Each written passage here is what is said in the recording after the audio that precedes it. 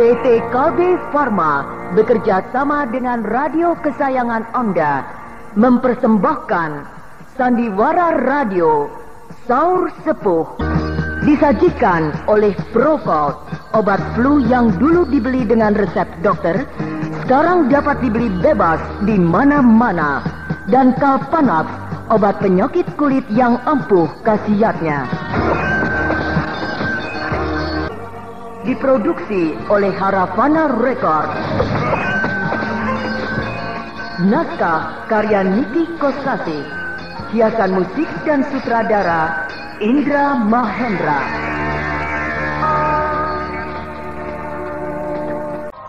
Oh ya, dan sekarang bagaimana rencana kita selanjutnya? Sebab saya dengar Anjani berniat hendak pergi ke Gunung Lawu berguru kepada Ibunda Lasmini. Benar, saya hendak ke Gunung Lawu. Tapi sebaiknya Dewi Rara tidak usah turut serta dengan saya. Anjani, kenapa kamu begitu? Bukankah kamu tidak keberatan aku ikut dengan kamu? Aku belum bisa melindungi kamu dari serangan mara bahaya, Dewi Rara. Sebab tingkat kepandaianku masih mentah. Kalau kau celaka, aku yang akan disalahkan oleh kedua orang tuamu. Bahkan ayah dan ibuku juga pasti akan menyalahkan aku membawa-bawa kamu pergi ke Gunung Lawu. Kau tidak bersalah. Akulah yang memaksakan kehendak untuk ikut dengan kamu ke Gunung Lawu. Aku mengerti. Kau ingin bisa ilmu silat dan ilmu kadikjayaan. Tapi kau juga harus mengerti bahwa ibuku Lasmini seorang tokoh yang pernah merajalela di rimba persilatan, sehingga musuhnya banyak sekali. Dan musuh-musuhnya itu pasti akan membalas dendam. Tidak kepada ibuku, ya kepada aku. Buktinya, komplotan penjahat Gunung Hanjuang ini. Coba, kalau tidak ada Kak Garnis, kita berdua sudah mati. Meskipun begitu, kalau kau pergi sendirian, juga kau akan bertemu dengan mara bahaya. Itu tidak jadi masalah. Sekalipun aku mati, tidak membawa-bawa orang lain. Jadi tidak ada orang lain yang tidak ada sangkut pautnya dengan Lasmini ikut jadi korban. Tapi sekarang di sini lengkap. Ada Kak Garnis, ada Kakang Widura, Raden Paksi, dan Raden Bintar. Nah, kita akan aman. Jadi tidak ada masalah lagi, bukan? Sebab aku rasa mereka semua bersedia mengantarkan kita ke Gunung Lawu. Ya, baiklah Anjani, Dewi Rara. Setelah melihat kerasnya tekad Dewi Rara untuk belajar ke Gunung Lawu, maka aku dan yang lain bersedia mengantarkan kalian sampai di Gunung Lawu. Terima kasih Kak Garnis.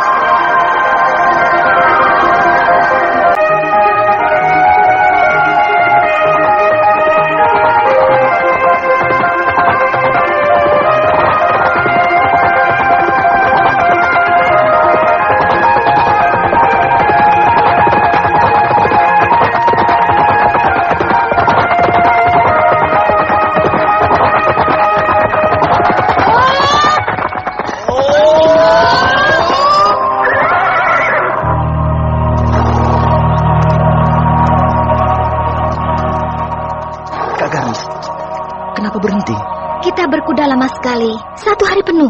Dan jalan yang kita tempuh sudah panjang sekali. Jadi ada baiknya kita istirahat dulu, memberi kesempatan kepada kuda-kuda kita untuk mengisi perut. Ya, baiklah. Dan saya lihat di sekitar sini tempatnya cukup baik. Ada sebuah telaga kecil, airnya bersih, dan ada tegalan rumput, baik untuk makanan kuda. Ayo, semua turun dari kuda. Istirahat. Ya.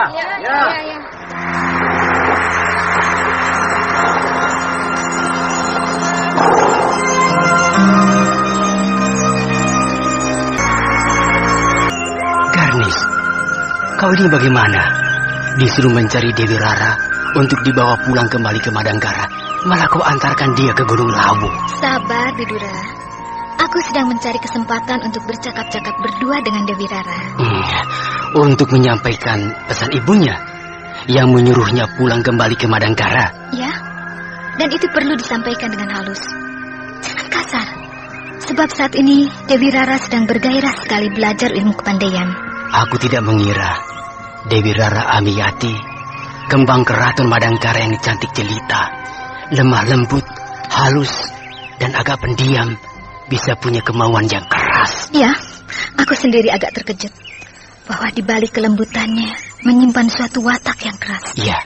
Maka itulah, secara perlahan-lahan aku akan memberikan pengertian kepadanya. Iya, benar. Tuh, mereka, Paksi, Bentar, Anjani, dan Dewi Rara sedang duduk-duduk di tepi telaga. Kau bisa membantu aku memisahkan Dewi Rara? Supaya aku dan dia bisa berduaan saja. Bisa.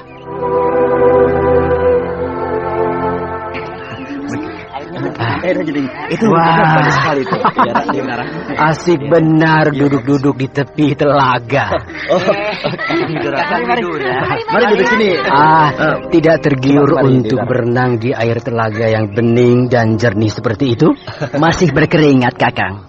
Nanti saja kalau sudah agak kering dan juga panas.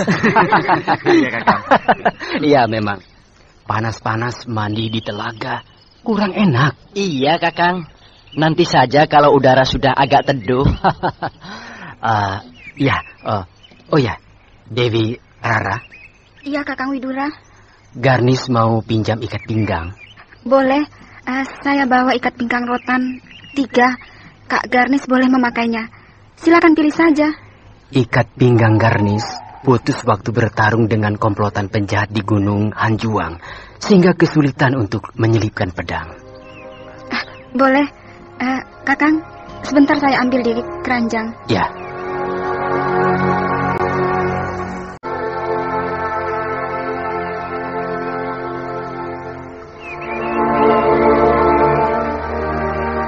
Kak Garnis, ini ikat pinggangnya. Oh, terima kasih Dewi Rara. Ikat pinggang rotan yang bagus sekali. Mungil tapi kuat.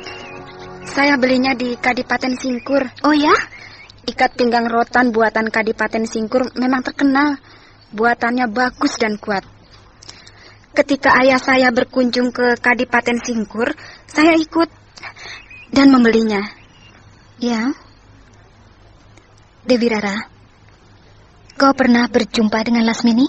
Pernah, 1 kali di Desa Halimun ketika sedang meresmikan pesanggrahan keramat. Oh ya? Lasmini berdiri di tepi jembatan, memperhatikan kami. Bajunya merah, celana panjangnya juga merah. Bahkan kainnya dan kembennya juga merah. Menyala, rambutnya panjang, ikal. Ada bunga anggrek jingga diselipkan di rambutnya. Pokoknya mentereng sekali. Orangnya bagaimana? Bentuk tubuhnya bagus sekali. Sintal. Oh ya? Sinar matanya agak redup. Pandangannya sayup. Kata ibu saya, perempuan yang matanya sayu pintar merayu. Tapi dia cantik sekali. Cantik mana dengan kamu? Lasmini cantik sekali. Pasti kau lebih cantik dari Lasmini. Dia cantik kok. Kau kembang keraton Madangkara. Gadis tercantik di Madangkara. Meskipun Lasmini cantik, tapi kecantikannya tidak akan menyamai kecantikanmu. Saya biasa saja. Hanya orang-orang suka melebih-lebihkan saya. Kau kenal dengan watak Lasmini? Menurut cerita orang, Lasmini wataknya kurang baik. Suka ganti-ganti lelaki. Yang lainnya? Maksud Kak Garnis? Watak Lasmini yang lainnya bagaimana? Selalu ingin menang sendiri, pendendam dan tidak setia. Nah, kalau kau sudah tahu wataknya begitu, mengapa kau ingin menjadi murid Lasmini? Ilmunya sangat tinggi, hampir menyamai Tuanku Brahma. Bahkan Bibi Mantili kalah. Oh, benarkah? Mantili kalah oleh Lasmini? Pernah dikalahkan, sampai luka parah, hampir meninggal. Tapi setelah sembuh, dibalas Lasmini yang kalah. Ya, kalau begitu seimbang. Ya, Lasmini sangat dikjaya. Lasmini memang seorang tokoh rimba persilatan yang memiliki ilmu sangat tinggi. Tapi dia bukan guru yang baik. Tapi muridnya banyak kok, Kak Garnis. Dan murid-muridnya itu hebat-hebat. Seperti Yulidar, dia sangat hebat. Tapi semuanya tidak matang. Tidak matang? Watak Lasmini yang kau sebutkan tadi benar semua. Tapi ada lagi sebuah watak Lasmini yang membuatnya sering celaka. Apa itu? Tidak sabaran. Tidak sabaran? Apa saja selalu ingin cepat selesai. ingin cepat berhasil. Bahkan tidak segan-segan mengambil jalan pintas. Benarkah? Lasmini menguasai ajian serat jiwa, ajian waringin sungsang, dan ilmu lampah lumpuh. Tapi penguasaannya tidak dilakukan dengan matang, sehingga hasilnya tidak sempurna. Untuk bisa menguasai ajian serat jiwa, diperlukan waktu bertahun-tahun. Begitu pula ajian waringin sungsang dan ilmu lampah lumpuh. Tapi Lasmini menguasainya hanya dalam waktu 1 tahun. 3-tiganya sekaligus. Nah, bisa dibayangkan bagaimana bisa sempurna kalau caranya mengambil jalan pintas seperti itu. Iya. Begitu pula caranya dia mengajar kepada murid-muridnya. Tidak sabaran. Ia ingin supaya murid-muridnya cepat bisa. Alhasil semua murid-muridnya juga seperti dia, mengambil jalan pintas. Memang, sepintas lalu nampaknya sangat dahsyat. Tapi di balik kedahsyatannya itu, nampak dangkal dan mentah. Sangat berbahaya bila berhadapan dengan lawan yang sangat matang dalam penguasaan ilmu kadikjayaan. Ya, seperti contohnya ketika Lasmini bertarung dengan Kampala. Ya, saya juga mendengarnya. Lasmini kalah oleh orang Tibet. Itulah. Seandainya saja Lasmini di dalam menggabungkan 3 buah ilmu kadikjayaan, yaitu ajian serat jiwa, ajian waringin sungsang, dan ilmu lampah lumpuh, yang dinamakannya ilmu cipta dewa, tidak tergesa-gesa ingin cepat berhasil, Lasminilah yang akan menang. Tapi kenyataannya, karena masih dangkal, Lasmini yang kalah. Dan mungkin dia sudah tewas kalau tidak diselamatkan oleh gurunya, yaitu Begawan Banuaji alias Aki Kolot.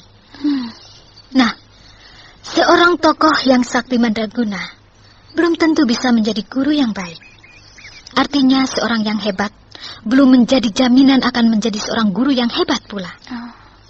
Sebab untuk bisa menjadi seorang guru yang baik, diperlukan bakat yang khusus dan keahlian mengajar yang sempurna. Caranya mengajar itu ada caranya yang khusus. Tidak boleh tergesa-gesa, tapi harus pelan-pelan. Tahap demi tahap diselesaikan dengan sempurna. Ya, memang akan makan waktu yang lama, tapi hasilnya kan akan sangat memuaskan. Iya. Dan tugas sebagai seorang guru ialah memindahkan semua ilmu yang dimilikinya kepada murid-muridnya. Nah, itu memerlukan keahlian yang tidak bisa dilakukan dengan sembarangan. Iya. Setelah aku menguroikan panjang lebar tentang Lasmini, apakah kau masih berhasrat untuk menjadi murid Lasmini, Dewi Rara? Berguru bukan kepada guru yang hebat, yang memiliki ilmu yang tinggi, melainkan kepada guru yang akan bisa membuat diri kita menjadi dewasa. Berarti mengerti arti makna hidup dan kehidupan. Tapi kalau guru itu ilmunya rendah, kita pun akan hanya memiliki ilmu yang rendah. Ya, untuk tahap permulaan akan begitu. Tapi karena kita dibekali pengertian yang sempurna, maka kita akan menjadi siap pakai, yang mandiri. Selanjutnya kita sendiri yang mengembangkannya. Benarkah itu? Contoh yang paling jelas adalah Tuanku Brahma. Guru Tuanku Brahma hanya satu, yaitu Kakek Astagina. Dan Kakek Astagina bukan seorang tokoh yang hebat, yang ilmu kadikjayaannya paling tinggi. Bukan. Kehebatan Kakek Astagina biasa-biasa saja. Tapi dia seorang guru yang sempurna, yang bisa membuat muridnya menjadi seorang pemuda yang siap menghadapi tantangan hidup. Dan hasilnya sangat menakjubkan. Yang kelak di kemudian hari, Brahma Kumbara menjadi seorang tokoh yang mumpuni, yang pandai menciptakan ilmu-ilmu yang baru yang sangat hebat. Nah, itu karena apa? Karena Kakek Astagina berhasil memberikan dasar-dasar pelajaran yang matang dan sempurna kepada Brahma. Ya.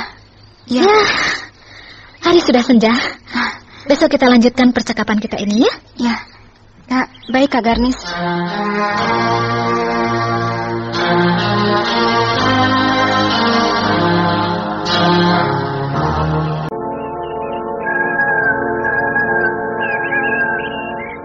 Kau tidak tahu, Dewi Rara, bahwa ibumu menangis. Menangis? Begitu kau berangkat bersama Anjani, ibumu menghadap kepada Gusti Permaisuri Dewi Harno. Menangis terseduh-seduh, berduka karena kau mau berguru kepada Lasmini. Terutama takut ketularan Lasmini. Saya kan hanya mau menyadap ilmunya saja, bukan wataknya. Ya, bagaimanapun juga watak seorang guru sedikit banyak akan menurun kepada muridnya. Selain itu, kau harus juga menyimak hubungan antara Lasmini dengan Madangkara. Ya, saya tahu. Orang-orang Madangkara, terutama di lingkungan keraton, tidak suka kepada Lasmini. Boleh dikatakan Lasmini dianggap musuh Madangkara. Itulah, Lasmini bermusuhan dengan Madangkara. Lantas kamu menjadi murid Lasmini. Nah, kan tidak lucu. Ya, perkara ini bukan perkara main-main. Sebab kau bisa dijadikan alat oleh Lasmini. Alat? Ya, kau diperalat oleh Lasmini untuk menghancurkan Madangkara. Karena Lasmini tahu benar kau ini siapa. Kau kembang keraton Madangkara. Kau ibarat intan, buah hati rakyat Madangkara. Nah, diam-diam Lasmini memasukkan pengaruhnya lewat kamu. Akhirnya kau berbalik menjadi lawan Madangkara. Sejauh itukah, Kak Garnis? Dendam Lasmini tidak pernah pupus, Dewi Rara. Bukankah musuh Lasmini, yaitu Tuanku Brahma dan Gusti Ayu Mantili, sudah tidak ada? Memang, tapi keturunannya masih ada. Prabu Wanapati dan Raden Paksi Jaladara. Lasmini sakit hati karena Anjani tidak jadi dijodohkan dengan Bentar. Lalu dia menaruh syak bahwa Bentar akan dijodohkan dengan kamu. Lasmini sebenarnya tidak suka kepadamu, sebab kamulah yang dianggapnya merebut Bentar dari Anjani. Tidak begitu. Memang, kami semua tahu bahwa kau tidak merebut Bentar dari Anjani. Putusnya perjodohan antara Bentar dengan Anjani karena keinginan Anjani sendiri yang merasa risih menikah dengan bekas kekasih ibunya. Tapi Lasmini mana tahu, dia tetap menuduh pihak keluarga besar Brahma yang membatalkannya. Karena mereka lebih suka Bentar berjodoh dengan kamu. Nah, tiba-tiba sekarang kau datang. Datang untuk menjadi muridnya. Satu hal yang tidak terduga sama sekali. Bahwa kau yang selama ini dianggap saingan berat Anjani, tiba-tiba datang. Tentu saja Lasmini kegirangan, maka kau akan dijadikan kelinci percobaan. Ya. Menurutku, untuk tahap permulaan, lebih baik kau berguru di Padepokan Gunung Wangsit. Gunung Wangsit? Ya. Di sana ada sebuah perguruan. Gurunya Paman Soma, bekas murid Mantili. Tingkat ilmunya cukup tinggi. Kau akan aman berada di Gunung Wangsit. Ya, baiklah. Baiklah, Kak Garnis. Saya mematuhi anjuran Kak Garnis. Terima kasih, Dewi Rara. Tapi, nanti, kalau saya tidak merasa puas di Padepokan Gunung Wangsit, saya jangan dilarang. Bila saya akan mengembara mencari guru yang bisa mengembangkan apa yang telah saya dapatkan di Gunung Wangsit. Itu tidak menjadi masalah, Dewi Rara. Karena memang biasanya demikian. Seorang murid perguruan yang turun gunung bukan berarti dia telah menamatkan pelajarannya dengan memiliki segudang ilmu tingkat tinggi, melainkan untuk lebih mengembangkan dirinya. Ya Kak Garnis.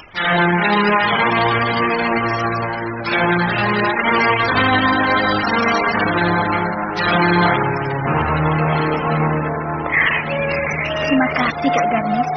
Kak Garnis berhasil membujuk Dewi Rara untuk membatalkan niatnya berguru ke Gunung Lawu. Sekarang kita pergi bersama-sama mengantarkan Anjani ke Gunung Lawu. Tidak usah, Kak Garnis. Saya sanggup pergi sendiri. Kami percaya. Tapi kami juga tetap ingin kau selamat. Tak kurang suatu apa sampai di Gunung Lawu. Betul. Sebab seperti kau katakan sendiri, ibumu musuhnya banyak. Sehingga kau sering kena getahnya. Tapi kami mengerti, Anjani. Ibumu dengan kami punya hubungan yang kurang baik. Untuk itu akan diatur sebagai berikut. Kami hanya mengantarkanmu sampai di kaki gunung. Tidak naik ke atas. Kalau begitu, aku setuju. Setelah mengantarkanmu, kami akan terus menuju ke Gunung Wangsit untuk mengantarkan Dewi Rara kepada Paman Soma. Iya, marilah kita segera berangkat.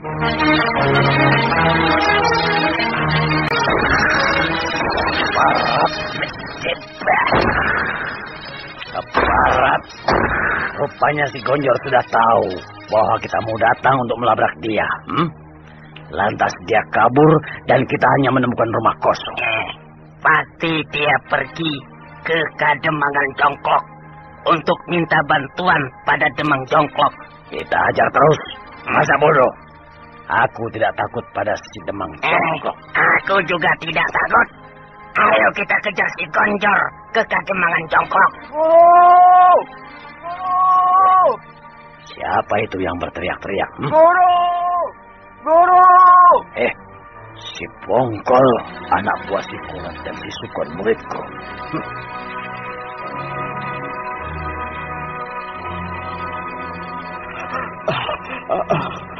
Ada apa, Bongkol? Kenapa keadaanmu kacau begitu? Pakaian compang-camping, kotor dan acak-acakan. Guru, celaka, Guru. Apa yang celaka? Sukon, Kurat tewas. Si Kurat dan si Sukon, kedua muridku, tewas.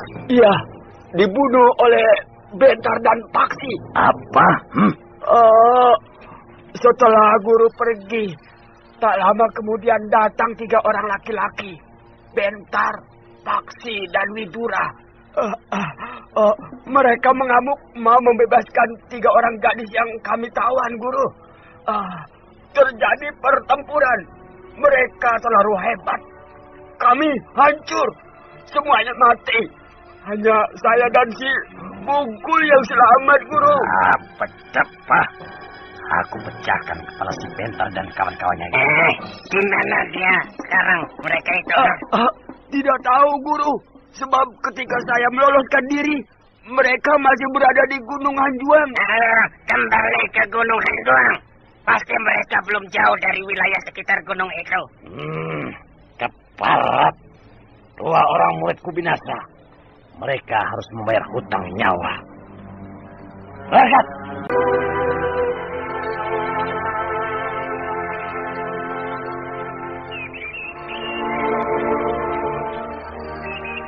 Kak Garnis. Ya, ada apa, Paksi? Perjalanan kita ke Gunung Lawu ini kurang enak ya. Memangnya kenapa? Suasananya kaku. Kaku bagaimana? Kakang Bentar tidak pernah mau bicara. Kalaupun bicara, sepatah 2 patah kata saja. Selebihnya banyak diam. Ya, mungkin sedang malas bicara. Saya kira bukan malas. Lalu? Sebabnya, 2 orang gadis yang pernah punya kisah istimewa dengan Kakang Bentar. Dua-duanya ada di sini. Anjani dengan Dewi Rara. Ya, walau bagaimana di antara mereka bertiga, masih ada sisa-sisa perasaan tertentu di dalam dirinya masing-masing. Hal itulah yang membuat ketiganya menjadi kaku. Ya, Kakang Bentar itu seorang yang pandai, memiliki otak yang cemerlang. Tapi kalau perkara menghadapi gadis, kaku. Mestinya kau yang harus bisa merubah suasana kaku itu. Saya? Kamu kan bebas. Terhadap Anjani dan Dewi Rara tidak ada masalah apa-apa. Nah, buatlah mereka gembira berikut Bentar. Ajak apa saja. Kalau perlu, rame-rame diajak menangkap ikan di sungai kecil di bawah itu. Lalu dibakar bersama-sama membuat api unggun. Ya? Iyalah, akan saya coba. Kakang Bentar. Iya. Di bawah sana ada sungai kecil. Ikannya banyak. Yuk, kita menangkapnya. Ayo. Sebentar, saya mau mengajak juga Dewi Rara dan Anjani. Kenapa? Menangkap ikan kita berdua sudah cukup, bukan? Mengajak Dewi Rara dan Anjani kan tidak apa-apa. Tapi, apakah mereka mau? Loh, kenapa tidak? Rai Paksi tentunya tahu benar. Pernah ada masalah antara aku dengan kedua gadis itu. Alah, lupakan dulu masalah itu, Kakang. Sulit, Rai.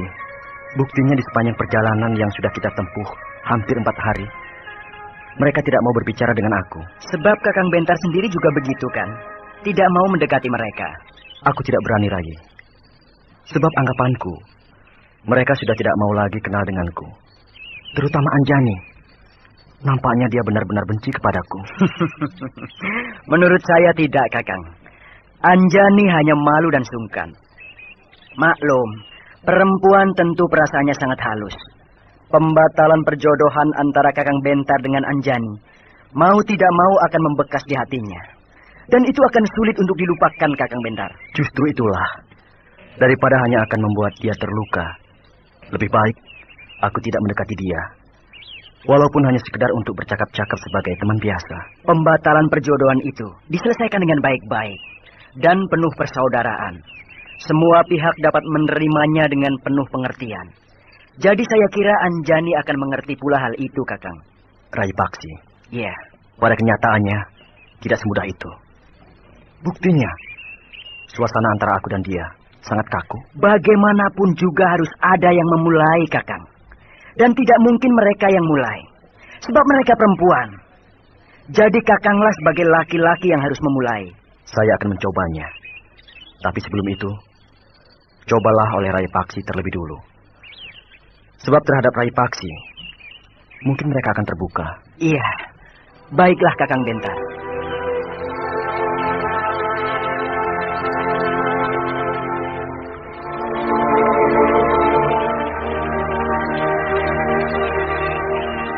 Anjani. Paksi? Dewi Rara mana? Tuh, sedang mencari bunga-bunga kecil di tegalan. Kebetulan. Kebetulan? Kita bisa berdua-duaan tanpa akan terganggu oleh Dewi Rara. Maksudmu? Anjani, kenapa sih kamu sama Bentar tidak mau ngomong? Ngomong kok. Kapan? Aku tidak melihatnya. Waktu di Gunung Hanjuang. Itu bukan ngomong, cuma sekedar mengucapkan terima kasih bahwa Kakang Bentar telah menolong kamu dari cengkeraman komplotan penjahat itu. Tapi kan ngomong juga. Ngomong yang biasa, begitu maksudku. Ngobrol? Iya, bercakap-cakap, berbincang-bincang, bercengkerama, dan sebagainya. Dia sendiri yang begitu, kaku. Kok menyalahkan Kakang Bentar? Dia tidak mau menyapa aku sama sekali. Baik sedang berpacu, atau merambat jalan biasa. Ataupun seperti sekarang ini, sedang istirahat. Sama sekali dia tidak pernah mau bicara sama aku.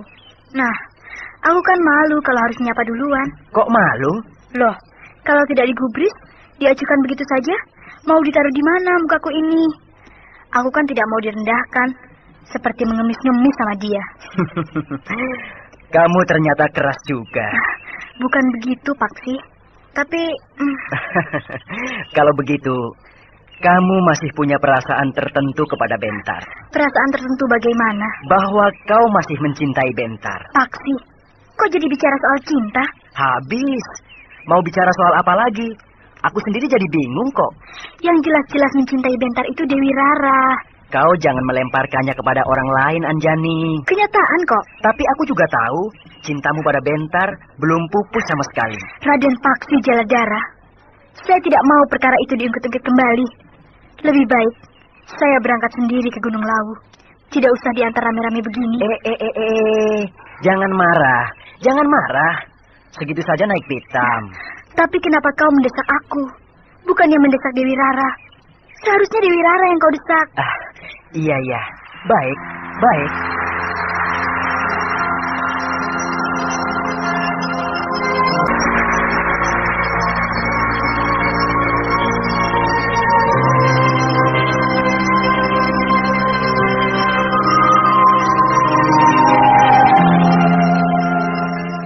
Aku dibagi bunganya. Raden Paksi. Bagus-bagus ya. Kau suka kepada bunga? Tergantung bunganya. Kalau bunganya bagus dan menarik hatiku, aku senang. Tapi kalau bunganya jelek, aku tidak suka. Kenapa sih kok memisahkan diri? Aku tertarik kepada bunga-bunga kecil yang terhampar di teragalan ini, sehingga mendorong aku untuk memetiknya. Kenapa tidak mengajak Anjani? Anjani kurang bergairah. Dia lebih suka duduk-duduk di bawah pohon itu. Rara, mencari ikan yuk. Mencari ikan? Iya, tuh. Di bawah sana ada sungai kecil. Persediaan bahan makanan kita masih banyak. Kenapa harus menangkap ikan? Hiburan, daripada bengong. Ya, boleh saja. Aku juga senang menangkap ikan di sungai. Sebentar ya. Mau kemana dulu? Mau mengajak Kakang Bentar. Janganlah. Kenapa? Pasti dia tidak akan mau. Kok punya dugaan begitu? Nanti dia kira Aku menyuruh kamu untuk mengajak dia ke sungai. Begitu juga kan tidak apa-apa. Loh, jangan.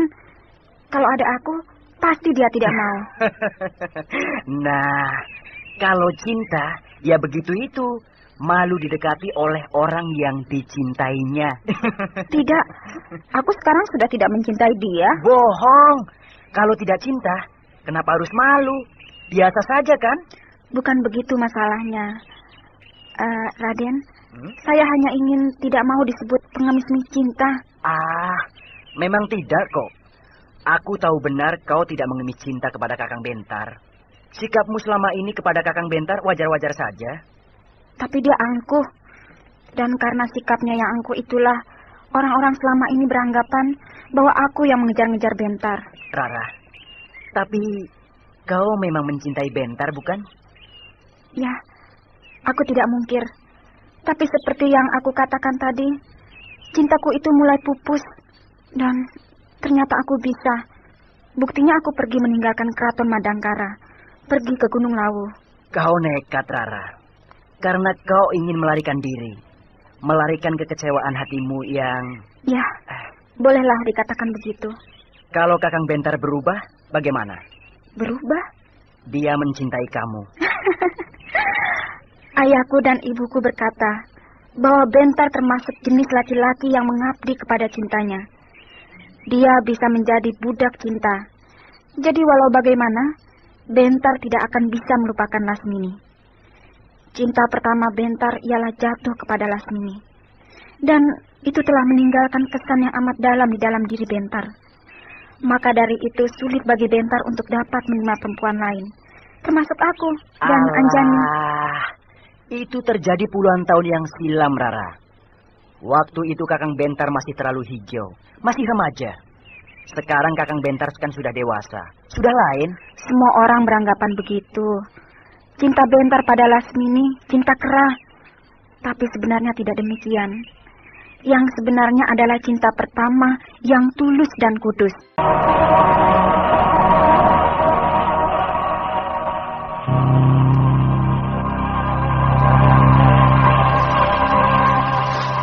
Nah, Anjani, kita sudah sampai di kaki Gunung Lawu. Kami mengantarkanmu hanya sampai di sini. Selanjutnya, kau sendiri yang melanjutkan perjalananmu naik ke lereng gunung.